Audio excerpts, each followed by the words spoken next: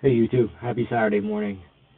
Today I just want to unpack what has gone on this week because we had a lot of economic data throughout the week, and the market has not responding as you would have thought, according to conventional wisdom, based on the inflation data that has come out in the recent retail sales.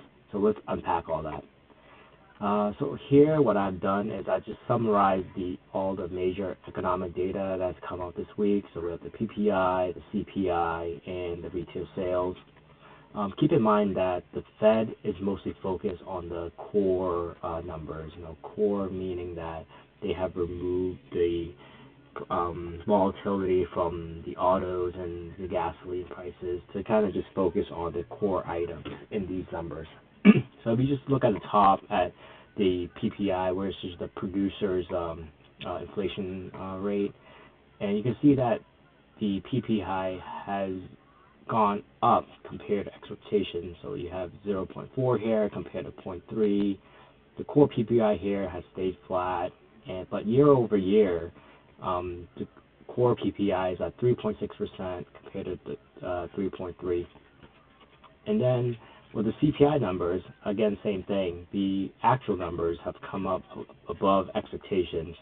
So this is the CPI number month over month. This is the core CPI number, which is above expectations. You have 0.4 compared to 0.3.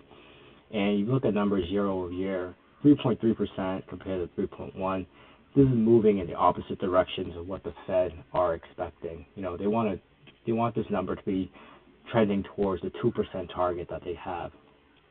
And then lastly, on Friday, we saw that the U.S. retail sales, it performed really poorly, minus 1.9% compared to the slowdown of just 0.2% that they were expecting. So retail sales here is really slowing down. This is the core retail sales, minus 0.4 compared to a positive 0.3 expectations that they had.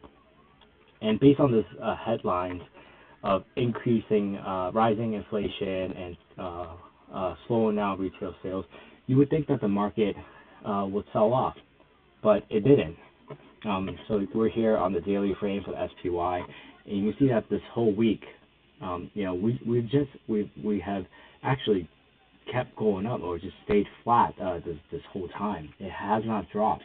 A lot of the bears were expecting this huge crash based on these numbers because the Fed will have to keep their interest rates higher for longer, or maybe even possibly hike rates in the near future.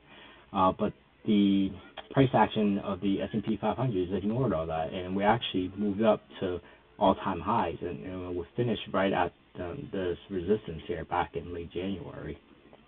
So the price action is actually really bullish. You can see here I have this is the 50 moving average in this teal line. This is a very critical and pivotal trend line for the stock market. You can see the pickup candle here right around this moving average, and then when it dropped here back in late October, early November, you have a pickup candle right at this trend line and shot up. And then you can see here recently, since January 17th, a lot of support on this 50 moving day average for the S&P 500. Multiple bounces, even recently with all these negative headlines, we bounced right off of it and shot for all-time highs. And I actually just checked, if I add the short-term moving average, the 20 SMA, the 9 SMA, we're above all that. So technically, it's a very the price action is actually very bullish. It's nothing close to the negative headlines that we've been seeing on from these inflation data. The last thing I did was I checked the dark pools for the S&P 500. So this is SPY for the week, just to see if I see any big orders. So if I'm looking now, I see there's a 200 million, 300 million, 600 million. These are very small orders. For it to be significant, we're really looking at orders above 3 billion, and we're seeing none of that. So this here, 380 million, 255 million. This is close to 700 million. nothing in the billions range. So big money is not selling. They have not been selling this whole week that I checked. There's been a lot of puts though. We're seeing a lot of puts on the option order flow, and based on the bullish price action that we've been seeing, those are just, we have to take it as just hedges. They weren't betting; they were just hedging for the downside. But they're not selling any stock. If those headlines were as bad as it seems to be, I would think that we would have seen a lot more selling, especially on the dark pools on SPY, but we haven't seen any of that.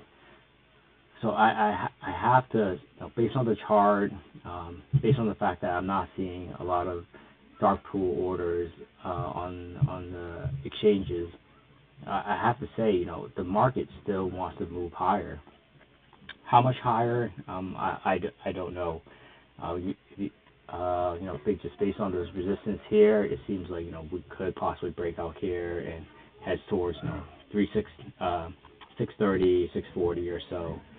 But there's still a lot of resistance here, so the market really has to break above this resistance and keep marching up. Otherwise, we can fall a little bit more and just consolidate here, and we'll just have to see. So that's what I have for you.